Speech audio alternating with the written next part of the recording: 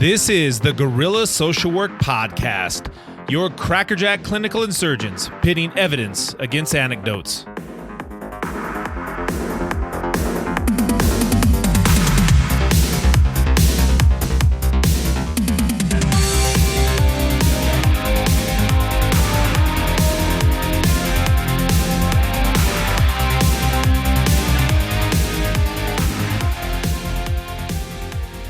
Greetings, Guerrilla Social Workers. We're thrilled to bring you another chit-chat with your hosts, the Song of Ice and Fire, Jeff Moore, and yours faithfully, Mace Warren. Jeff and I are both forensic psychotherapists that specialize in treating clients involved in the criminal justice system. We love sharing our misguided musings with all of you, and we thank you so much for your ongoing listenership. Today, we bring you another installment of our GSW news series, where Jeff and I each bring provocative news articles to the table to discuss and share our thoughts. If you like what you hear, ask the 5-star rating to help you practice a new method for the Heimlich maneuver. But when he ducks his head forward, wrap your arm around his neck, grab your choking arm with the other hand, push your hips forward, and pull up on the 5-star rating's head until he nods off. And now, on with the show.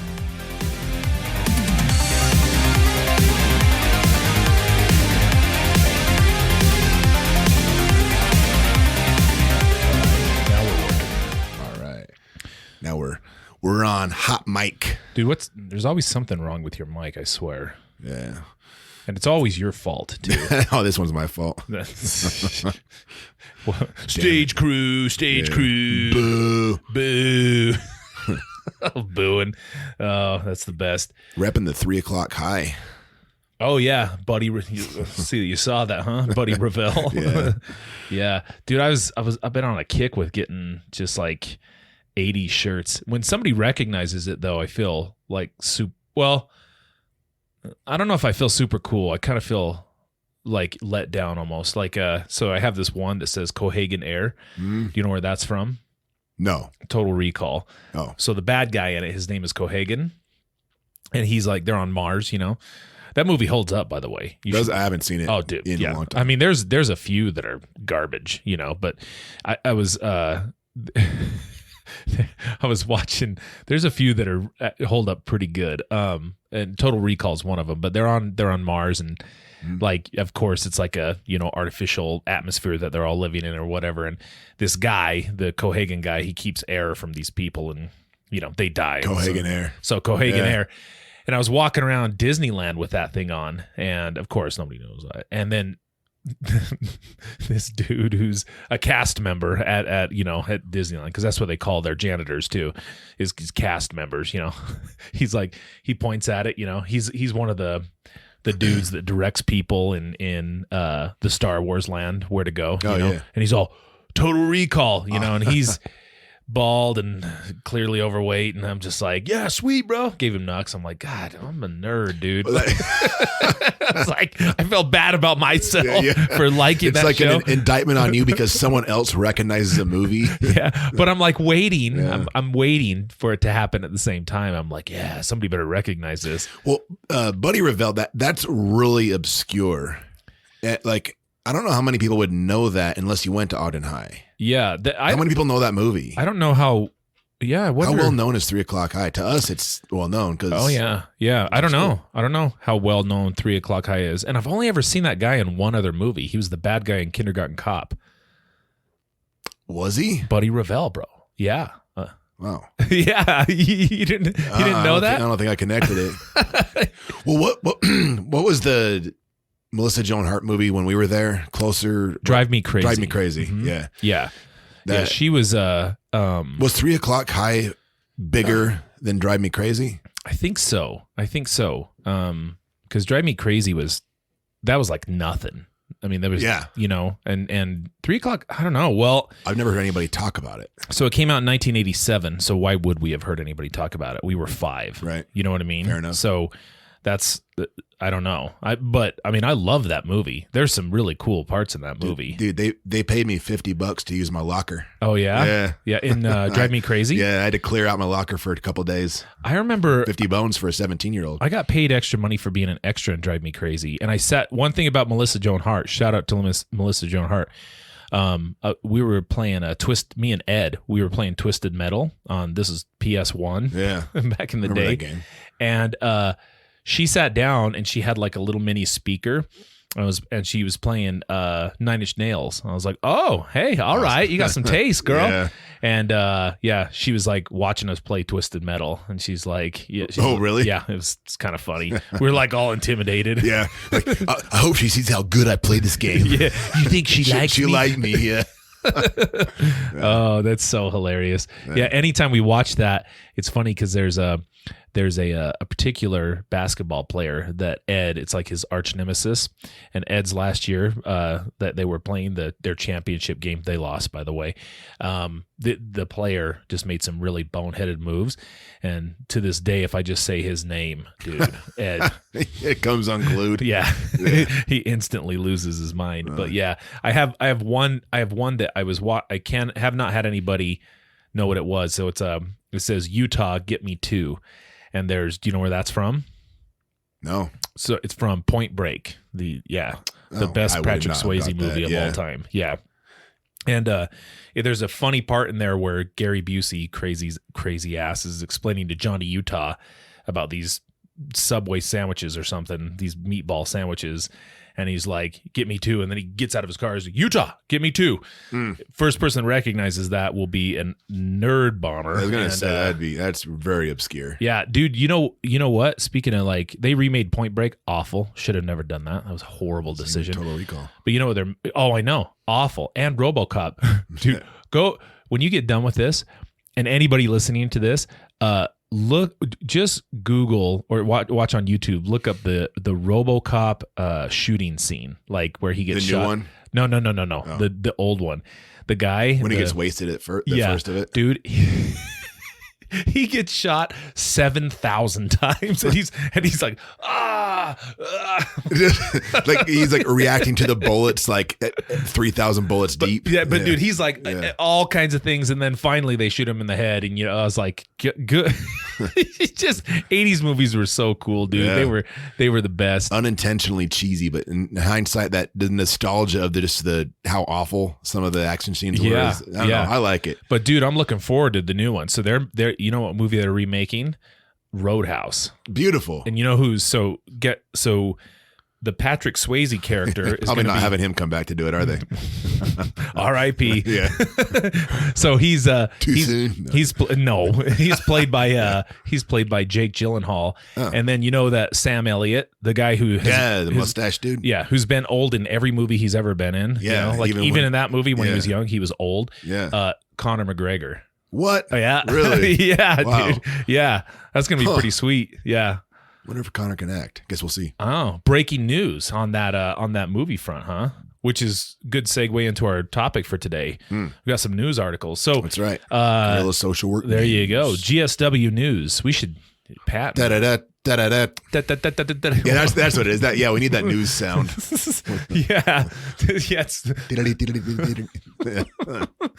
Dude, so basically in these episodes, Jeff and I each pick a news article that we find provocative or something that thought provoking, whatever.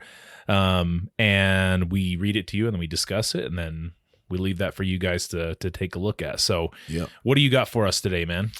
I have Fox 13 investigates. Utah allowed 14 sex offenders. Local news. Yeah. Okay, let's take a look here. All right.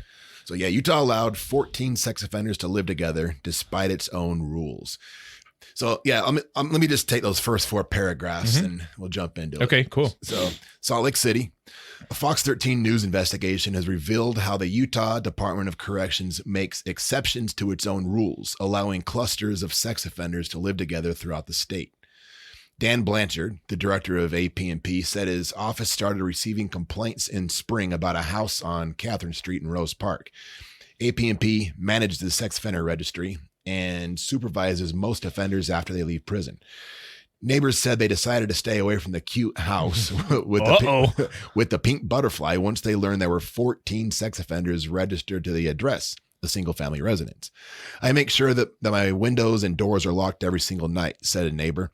If your child were walking home from school in front of that house, how would that make you feel? Probably pretty angry. Let me see here. I want to see if we got a shot of this. The cute house with the butterfly? Yeah, this picture. Oh, come on. Danny, okay. Do I really have to? I just want to see a picture. Do I have to? You got to watch. Okay. Let's just watch this. 5 more seconds of an ad. 5, 4, 3, 2, 1. Let's go. Okay, I got it. Utah's Weather Authority. No. Go back to the beginning. I don't think we're going to get it. I'll scrub.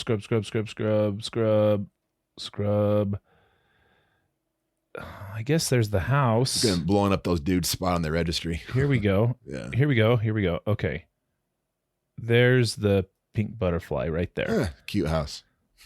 I can't describe a house as cute, but all right. That looks like a house for sure. Okay. Anyway, I just wanted to see what a cute house looks like. Yeah. Go to the scroll down. The person that commented, I think, kind of set the tone for if your child were walking home from school in front of that house, how would that make you feel? Probably pretty angry. And so okay.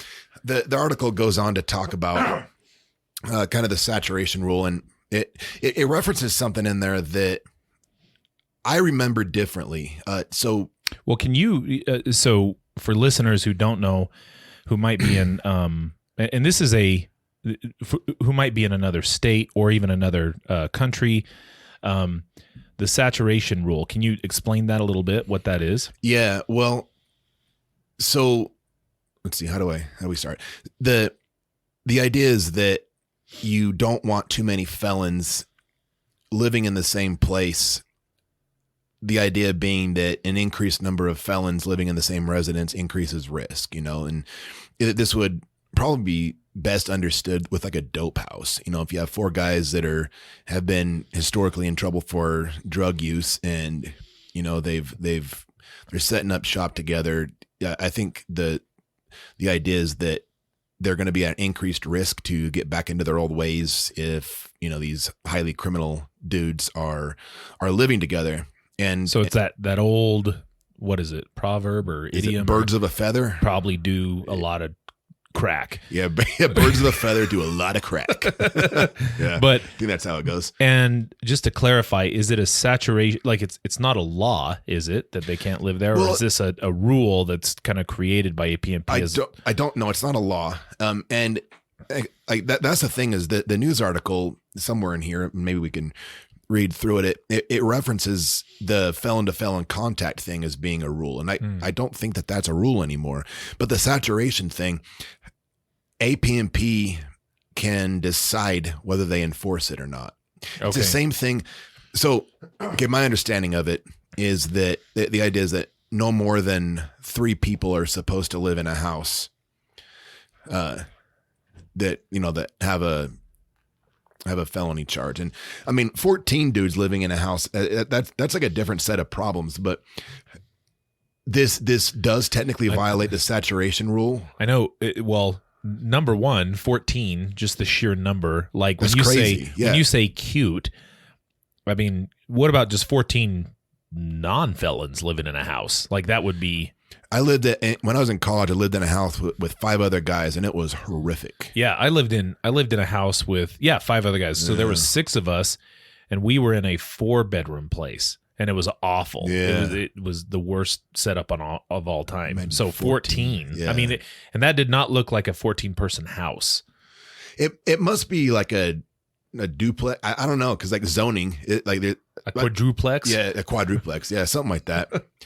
But so this article makes reference to the saturation rule, and then it says that APMP can violate its own rule, and then it also mentions that it says with a little more authority that APMP limits felons from being able to associate with one another, and I thought that got lifted.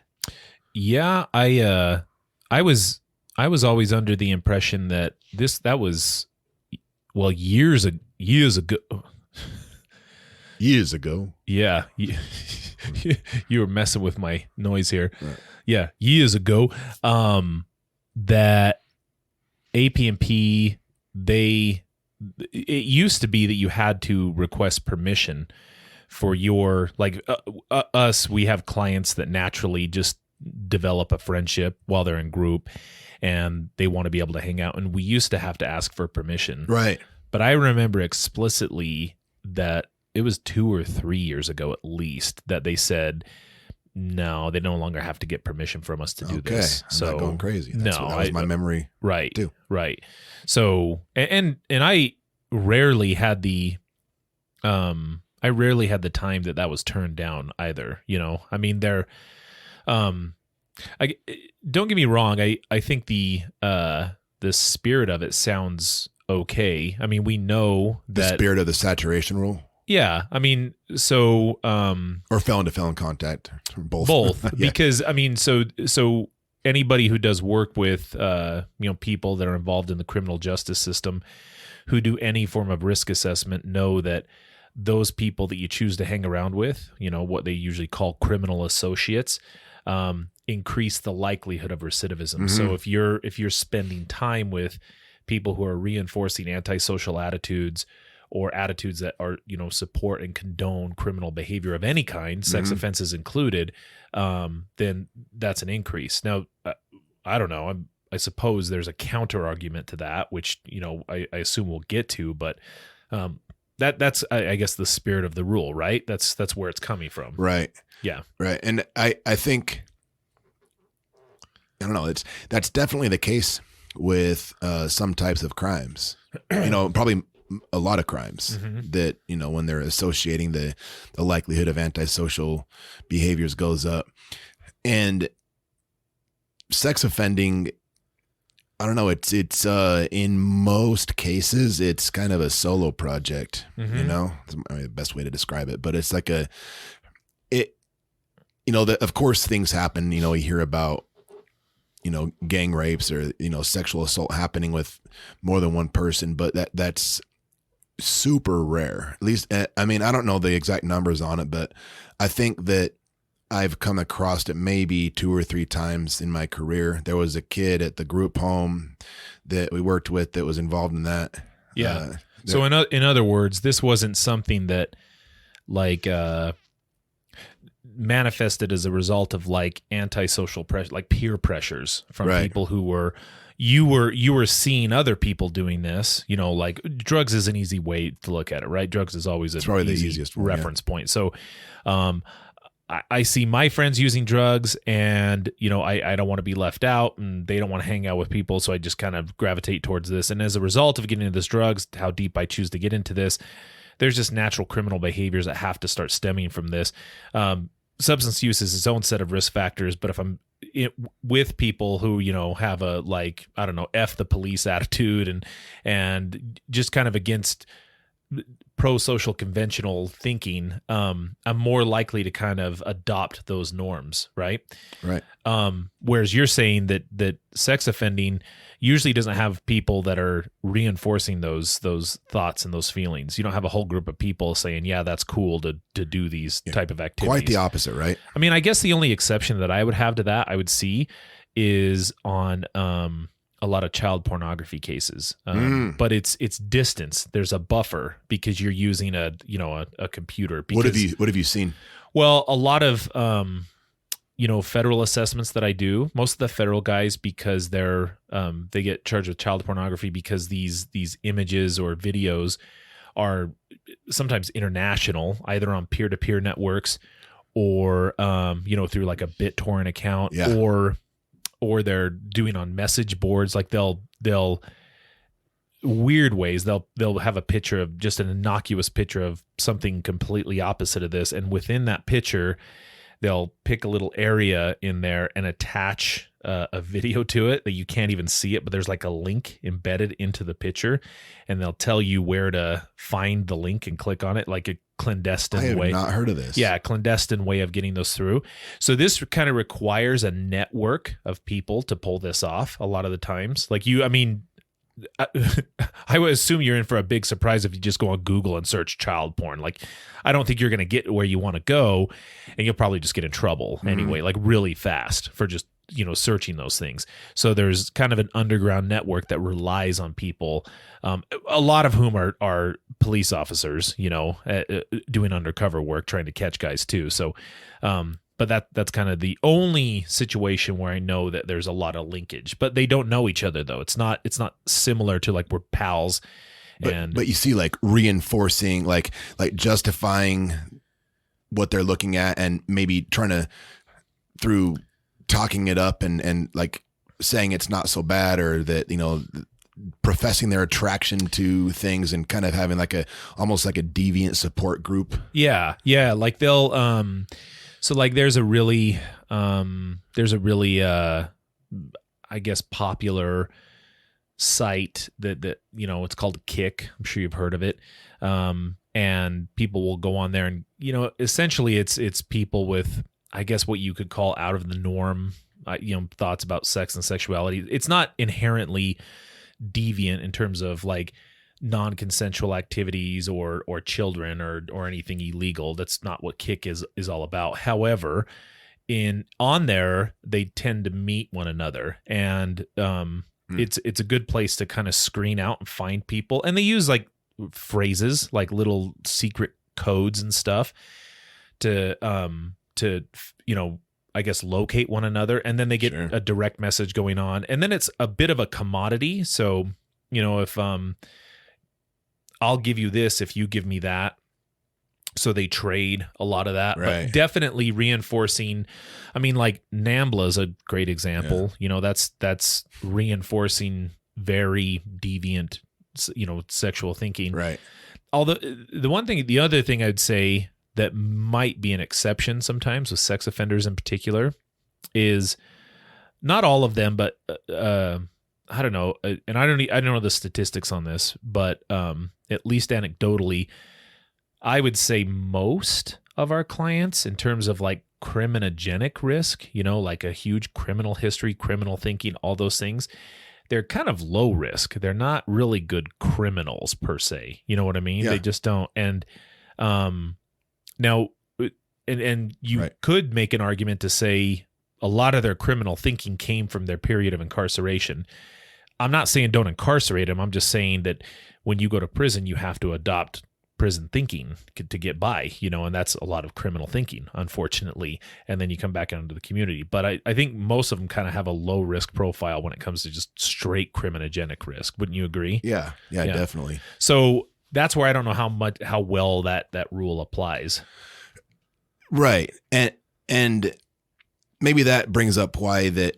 So this article, I mean, I kind of skimmed through it, but it looked, the journalist appears to be kind of making the point that AP&P is maybe being inconsistent on the way that it decides what rules they do or don't enforce. And the way I'm looking at it is that's how it should be. Things that there shouldn't necessarily be just stark black-white decision-making. Things should be based on risk and variables and a multitude of factors. And 14 is a lot of people, but I mean, it depends on who are these 14 people, what's their history, what's their mindset, have they been through treatment? I would want to know the circumstances too. And it references the housing crisis as being the big reason. Let's take a look at this here. And look at like the Good Landlord Act funnels them into these neighborhoods. Yeah. So according to AP&P, sex offenders on parole are not allowed to associate with other felons, which means they should not have 13 felon roommates unless they get permission from that's what you were talking about. Yeah. Unless they get their parole agent for good behavior.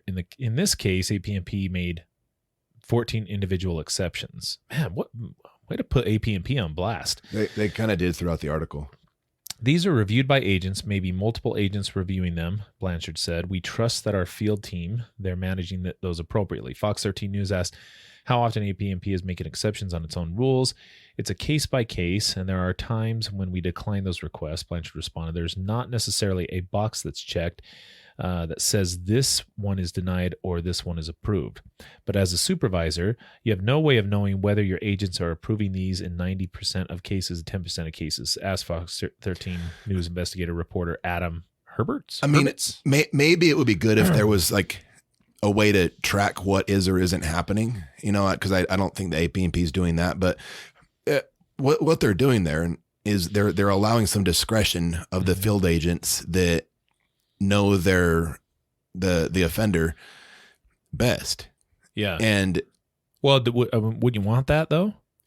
Yes. Yeah. The news article is kind of saying like, which one is it? And, at least that's sort of the way I took it, like, making rules convenient.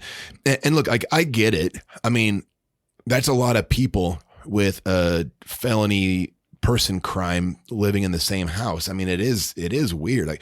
But I'm reading C.Y. Roby's quote here. It says, according to Dr. C.Y. Roby, the psychologist who helped develop Utah's sex offender rehabilitation program, the idea of them living together is frowned upon, but he understands the housing crisis makes things difficult.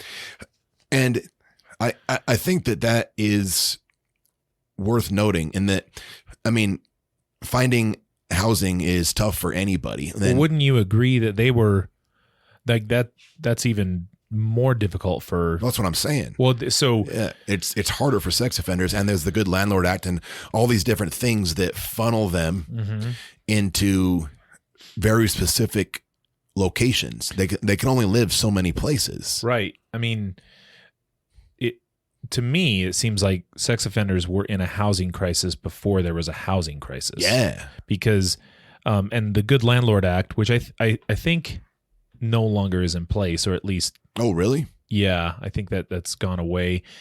It was a weird, and I think that was only related to Weber County too. And okay. Yeah. And Weber Morgan County. And basically what it was, you as a landlord would get some sort of, I think it was a tax incentive, and I could be wrong, so I apologize if I am, but you got some sort of tax incentive, tax break if you did not rent to felons, right? Now, the problem with that is that limited, where clients could live. And you know this, basically it relegated them to like slumlords, right? And they would, and you would think it'd be cheaper for them, which was not true. So these, slumlords recognized also, well, what are your options? Where are you going to go? Right. So they would charge high-end rates, for them, and our clients would be like, holy cow, what am I supposed to do? And those type of barriers, and again, I recognize it when people say they deserve that. Okay, I'm not, you got to have an opinion on this. However, they're back in the community, and, we're this period of time that they are in the community before they violate and go back to prison. The more difficult that we make it, the more likely they're going to revert back to previous coping methods. And those are the type of coping methods that led to their offense in the first place, which we are trying to avoid. So they're already in the community, and I'm not saying you have to bake them cookies. And this isn't us feeling bad for them necessarily. Right. It's saying as a community, we need to understand that these people are going to be living somewhere, and they're being funneled into these very specific geographical neighborhoods. And if not, if the saturation rule is strictly enforced, then the shelter is the other option. Do we want these guys without housing at all?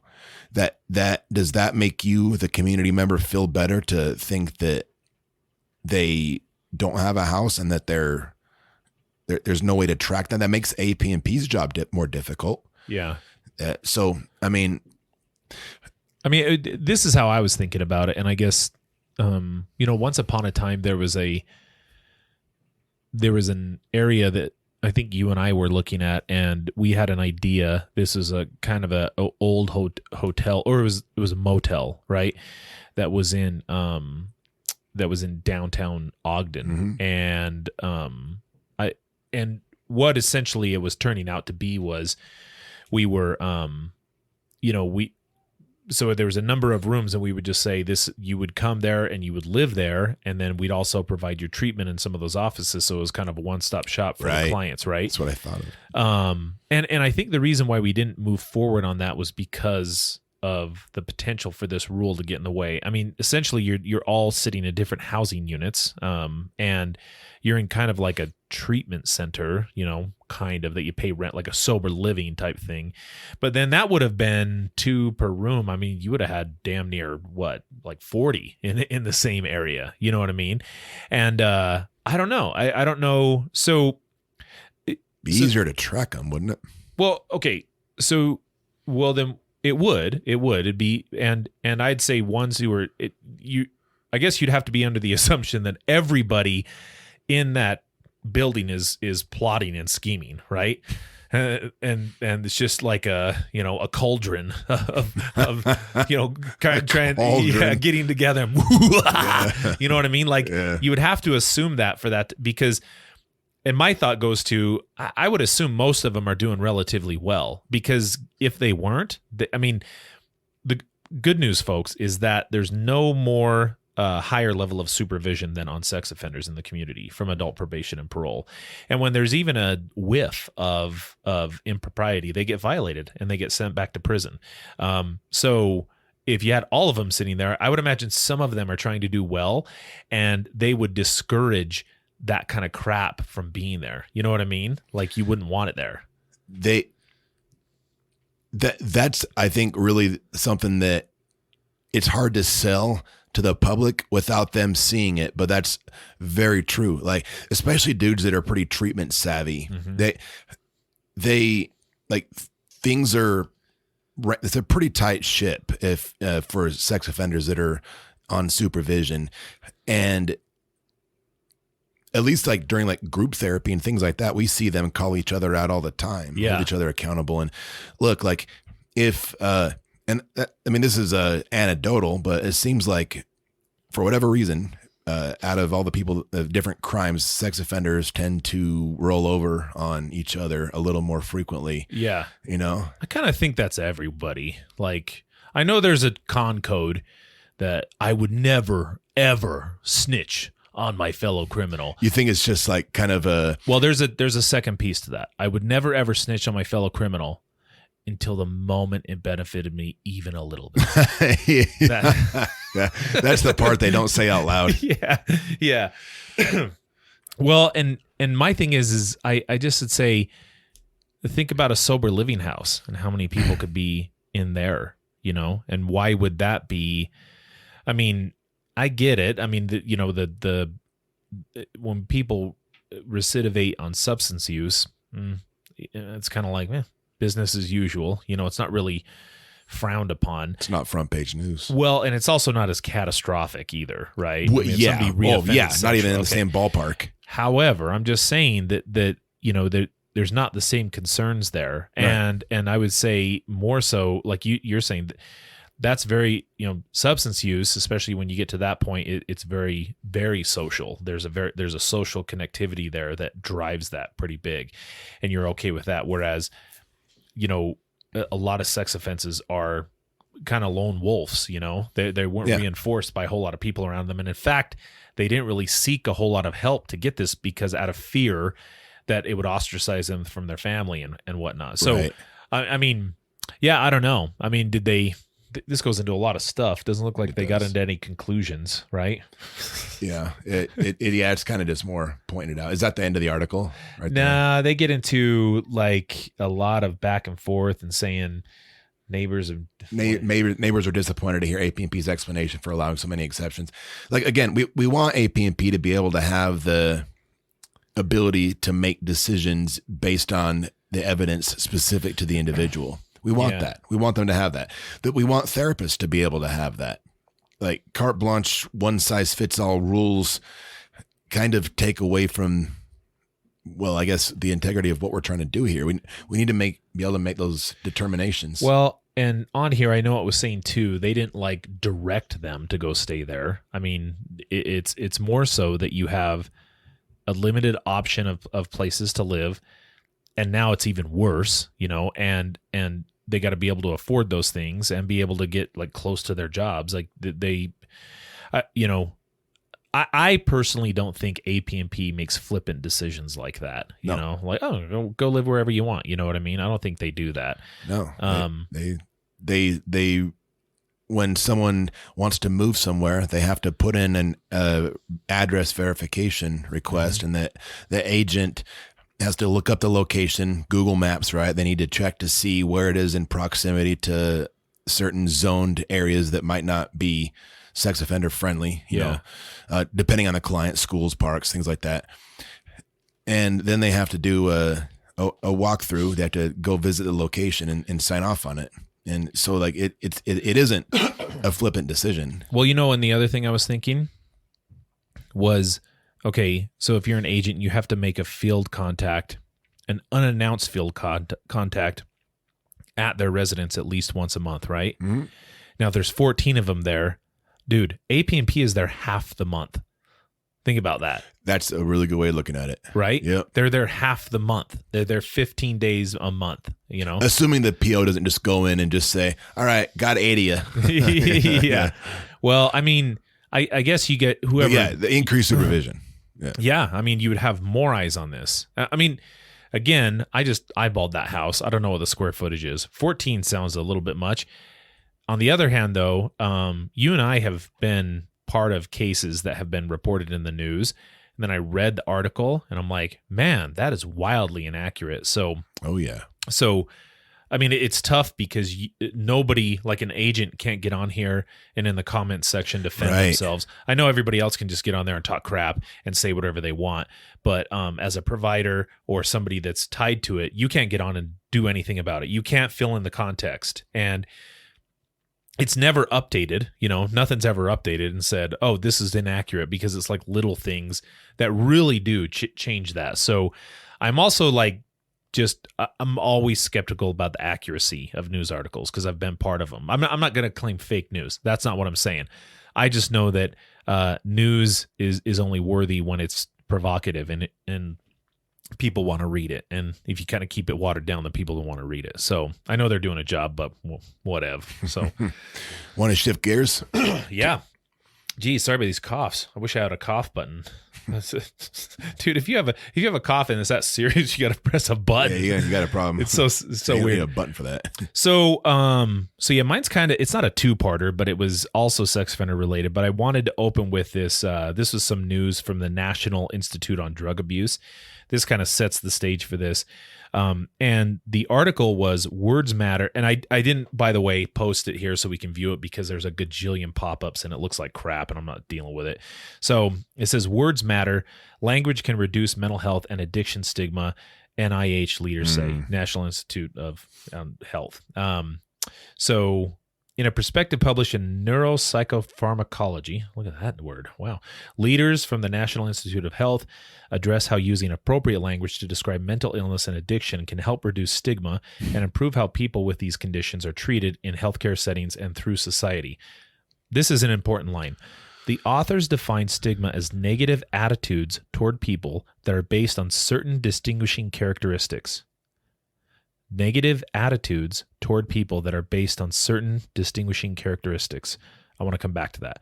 More than a decade of research has shown that stigma contributes significantly to negative health outcomes and can pose a barrier to seeking treatment for mental illness or substance use disorders. Now, this is a perspective. This is not a research article. In other words, this is not like statistically proven at this point, right? Now, here's some stats on this. It says 35% of people with serious mental illness in the United States and nearly 90% of people with substance use disorders do not receive treatment. The perspective authors point to the evidence that stigma-related bias among clinicians can contribute to a treatment-averse mindset and to flawed clinical care, including failure to implement proven methods of treatment. Not to beat a dead horse therapy. Yeah. Some of our listeners didn't like our take. Oh, yeah. I can't. By the way, sidebar. Horses make good dog food. If equine therapy, you can't call it horse therapy. No, we'll call it. If you worked with a horse and it made you feel better, and you feel awesome. I'm so glad. Whatever works, man. Awesome. 100%. I will support you till, all the live long day. I just want, I think I wanted something simple. I want one randomized control trial. One. Okay. Not a meta-analysis, one randomized control trial, just one, showing a statistically significant outcome using equine therapy. Did you just give our listeners a homework assignment? There's your homework assignment. Okay. I will post your contributions if you do that. But yeah, that was about our ineffectiveness as mental health practitioners. Had nothing to do with horses, but man, we got some blowback. So yes, please do horse therapy. By all means, more power to you. I'm no offense intended. Giddy by up. any stretch. Yeah, giddy up. Further, when a person with mental illness or substance use disorder continues to experience stigma, they may begin to internalize it. This self-stigma can lead to lower self-esteem and feelings of self-worth and can become an ongoing source of distress that may exacerbate symptoms and create barriers to successful treatment. Conversely, efforts to reduce stigma may reduce the psychological burden it places on individuals and can be an important component of removing barriers to care. The authors highlight numerous studies showing that using scientifically accurate language and terms that centralize the experience of the patients with mental illness and substance use disorders is one key component in reducing stigma. They argue that a shift in language is crucial for mobilizing resources toward mental health and addiction services and eroding prejudices that keep people who need those services from seeking or receiving them. Though stigma is difficult to eliminate, they contend that changing the language we use to describe these conditions can make significant and immediate difference for people experiencing them. So here's my thing. Going back to that first thing there. So stigma, these are attitudes from people about characteristics about the people. It has nothing to do with the words, right? Like the words are the words. It's not like the word itself somehow did a laser pointer into our head and somehow transmuted the attitudes into our heads just because it was a word. The word is just a word that we have attached negative attitudes about characteristics to.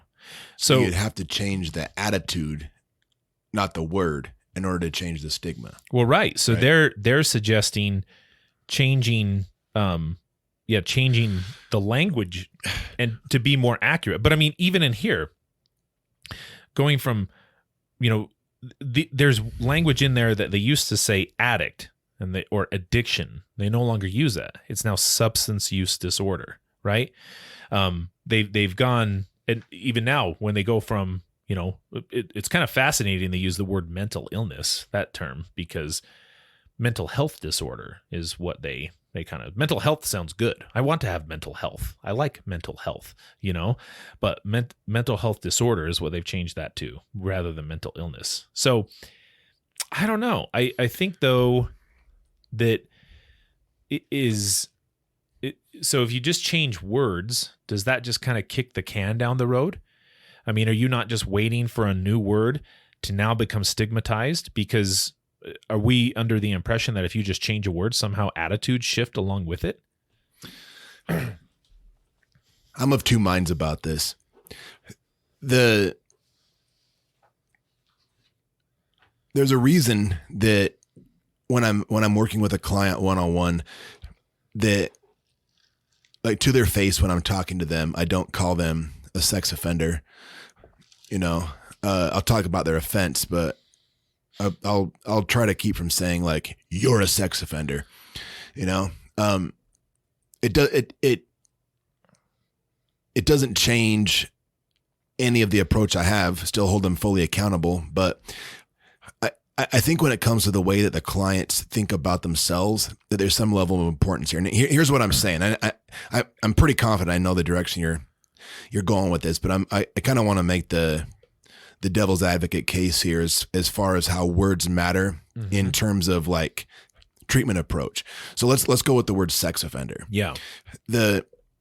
In our field, I think that so like kind of common language is rather than calling somebody a sex offender, you call them a person that is sexually offended. And the idea, of course, is that you're acknowledging that they're a person that engaged in a behavior and that they aren't the sum total of their parts, that like they themselves aren't defined by the worst moment of their lives.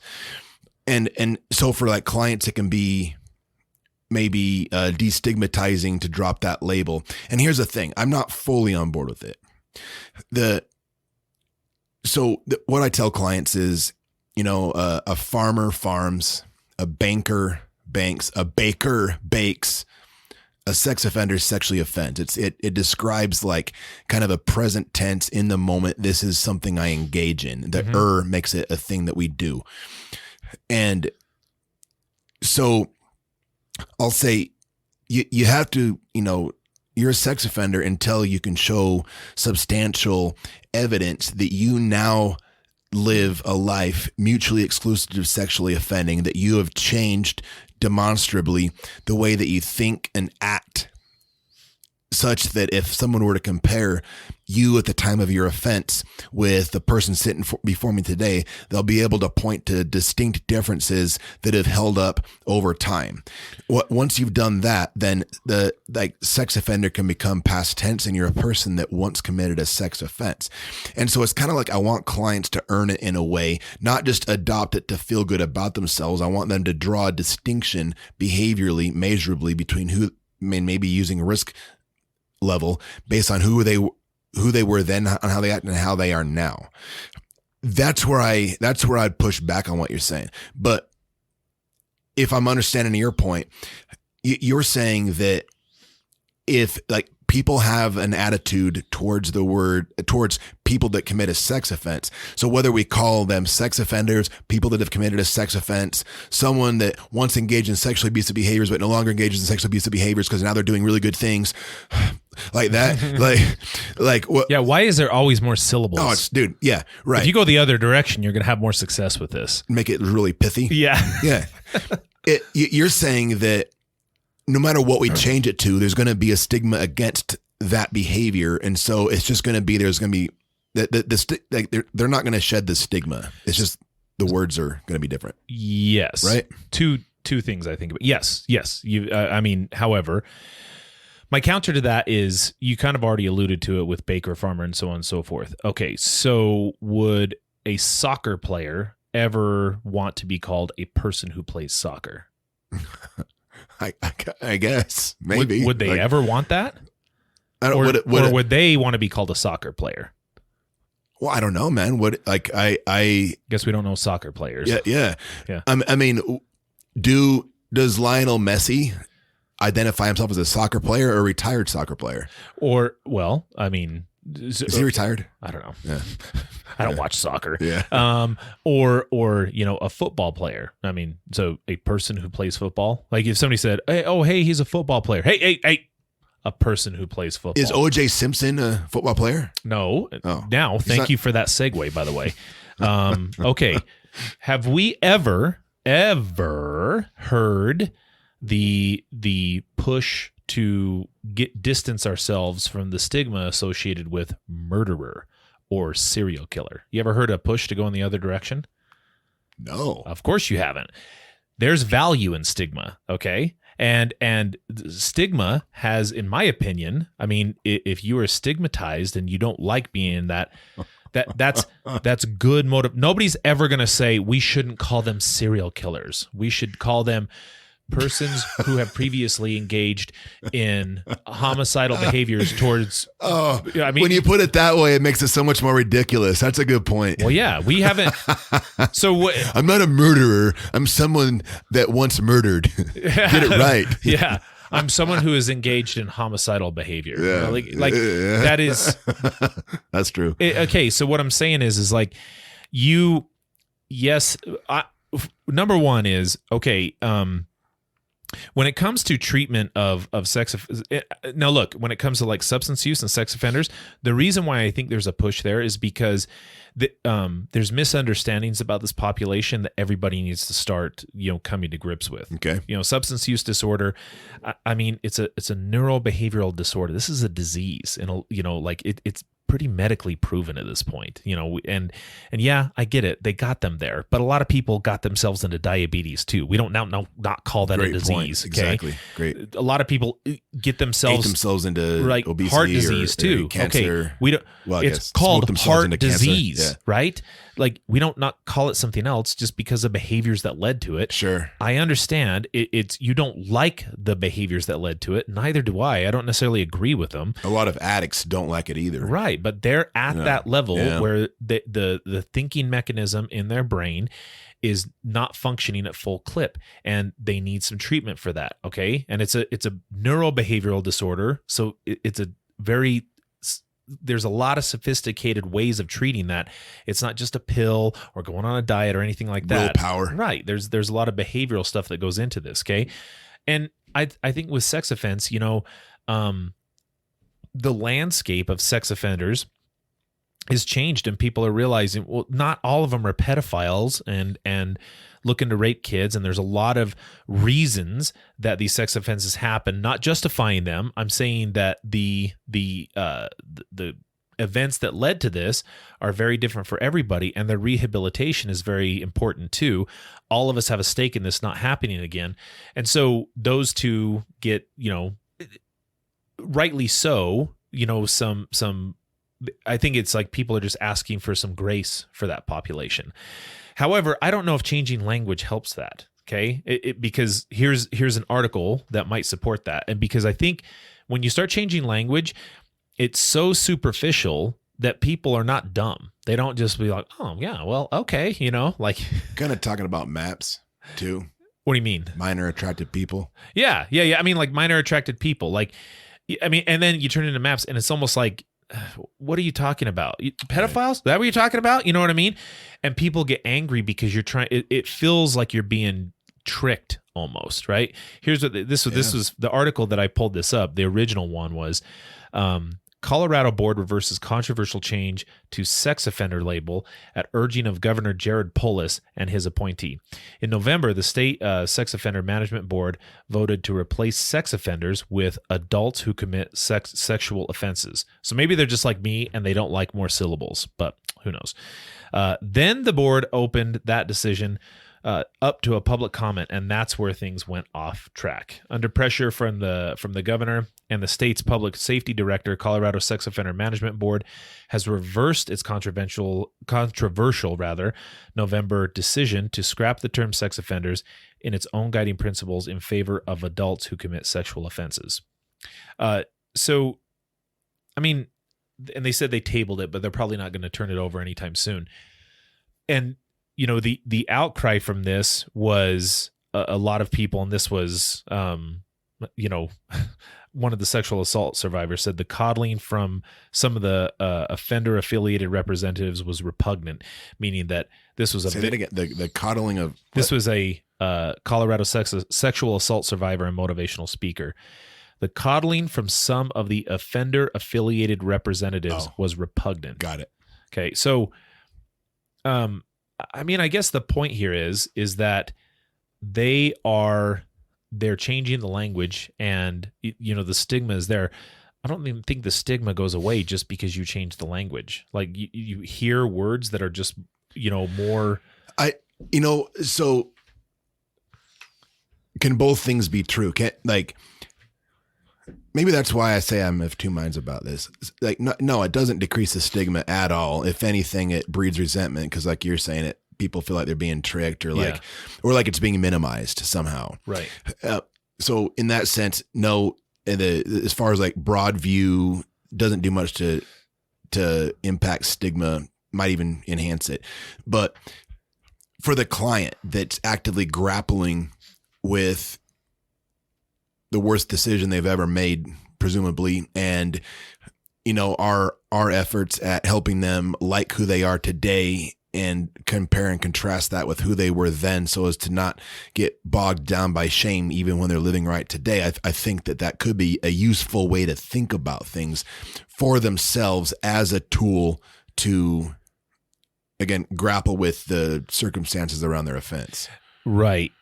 don't disagree with that, but that's more for a therapeutic conversation than we're going to change the language and magically everything's going to be different.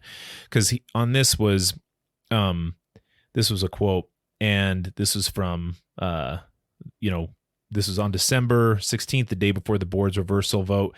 Democratic Governor Jared Polis sent a letter to Kimberly Klein, the chair of SOMB. We must be wary not to normalize violent acts of sexual aggression or even give the appearance of normalizing such unacceptable behavior, he wrote. I hope that the board will reevaluate its previous decision to allow for additional discussions with the wider community, including carefully examining potential trauma victims and ensuring that a clear message continues to be sent to the general public that non-consensual sexual aggression is not acceptable or tolerated in Colorado. So when you say minor attracted people, right, which is a term that we've heard and everything, I think, somebody who look at this and says, wait, are you talking about pedophiles? Is that what you're talking about?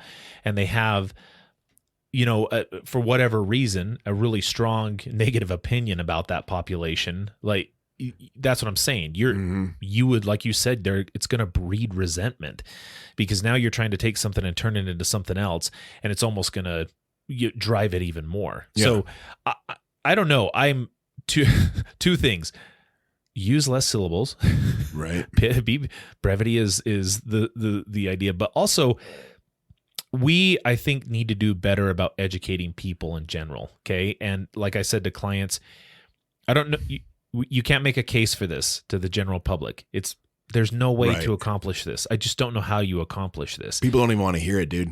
But you can change individual hearts and minds in your life, and people getting to know you as far as the changes that you're making.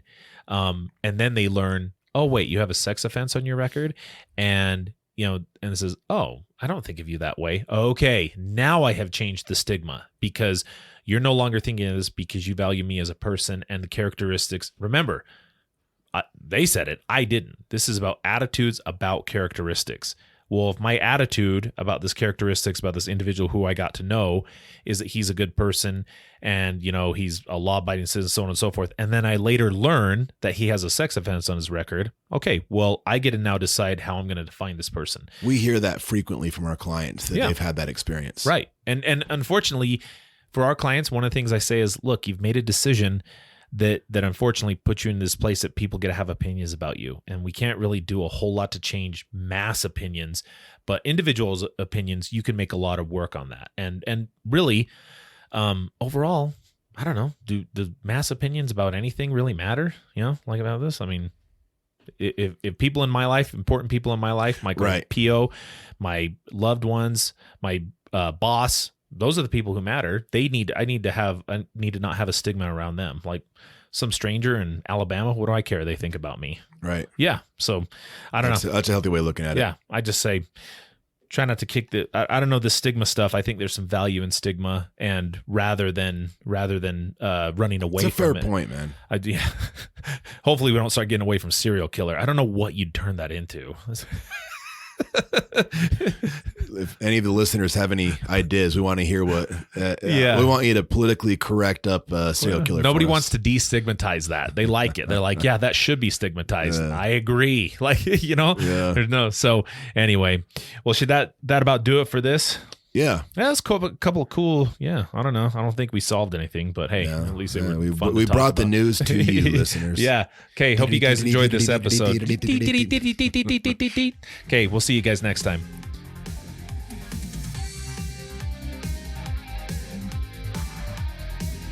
And that about does it for this episode of the Guerrilla Social Work Podcast. If you like what you hear, ask the 5-star rating to help you practice a new method for the Heimlich maneuver. But when he ducks his head forward, wrap your arm around his neck, grab your choking arm with the other hand, push your hips forward, and pull up on the 5-star rating's head until he nods off. You can find us on Apple Podcasts, Spotify, YouTube, or wherever you listen to podcasts. Please help us grow by sharing with a friend and hit that subscribe button. We'd like to stay and chat longer, but we're lying. Good night.